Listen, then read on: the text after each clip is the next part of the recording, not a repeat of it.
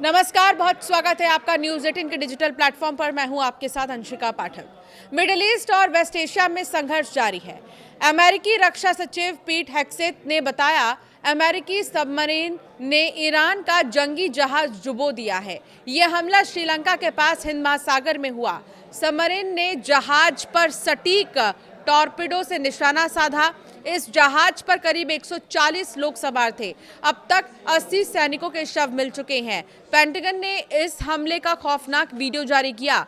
हेग्सेथ ने इसे केवल एक शुरुआत बताया है। उन्होंने आने वाले समय में और बड़े हमलों की चेतावनी दी है। दूसरी ओर इजरायल ने भी ईरान पर हमला तेज कर दिया है। इजरायली सेना ने शनिवार से अब तक भारी बमबारी की। उन्होंने ईरान पर 5000 से भी ज्यादा घातक गोले बरसाए हैं। उनका मुख्य निशाना राजधानी तेहरान के सैन्य ठिकाने हैं। इसके साथ ही इजरायली सैनिक लेबनान की सीमा में घुस गए हैं। वहां के गांव में जमीनी ऑपरेशन चला रहे हैं। संयुक्त राष्ट्र की शांति सेना ने इसकी पुष्टि की है। ईरान के भीतर भी स्थिति बहुत ज्यादा तनावपूर्ण है। ईरानी राष्ट्रपति मसूद पेजेश्कियन ने पड़ोसी देशों को संदेश दिया। उन्होंने कहा कि ईरान के पास अब कोई विकल्प नहीं बचा है। वो अमेरिका और इजरायल के हमलों का कड़ा जवाब देंगे। ईरान ने आज दोपहर की बात करें अगर तो बीते दिन ही 4 मार्च की दोपहर को इजरायल पर कई मिसाइलें दागी हैं। पूरे ईरान में इस वक्त इंटरनेट बंद है।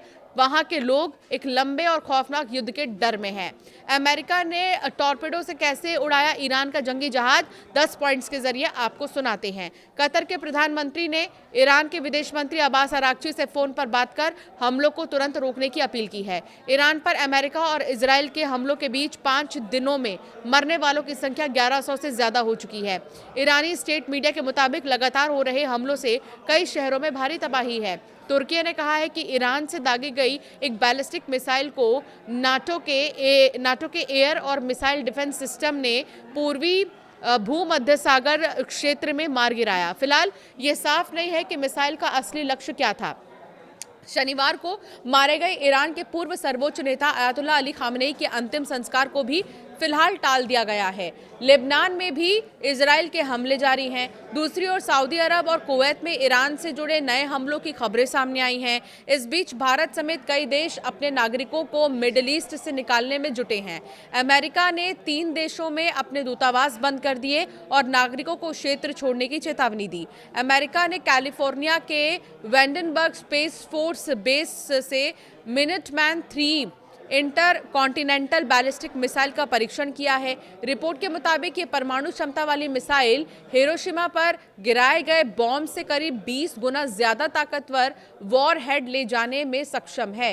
ये मिसाइल अमेरिका की न्यूक्लियर डिटरेंस प्रणाली का अहम हिस्सा है और हजारों किलोमीटर दूर तक लक्ष्य को निशाना बना सकती है। मिनटमैन 3 सिस्टम को स्ट्रैटेजिक डिफेंस के लिए डिजाइन किया गया है और इसकी रेंज 5218 समुद्री मील यानी 6000 मील से लेकर 9656 किलोमीटर है। इसकी अधिकतम गति 15000 मील है प्रति घंटे। मिसाइलों को संभावित हमलों से बचाने के लिए मजबूत अंडरग्राउंड साइलो में रखा जाता है। साइलो को अंडरग्राउंड लॉन्च कंट्रोल सेंटर से सुरक्षित कम्युनिकेशन और कमांड के लिए मजबूत केबलों के माध्यम से जोड़ा गया। इस सिस्टम में कई कम्युनिकेशन नेटवर्क शामिल हैं ताकि लॉन्च क्रू और टॉप नेशनल लीडरशिप, जिसमें अमेरिकी राष्ट्रपति और रक्षा सचिव शामिल हैं।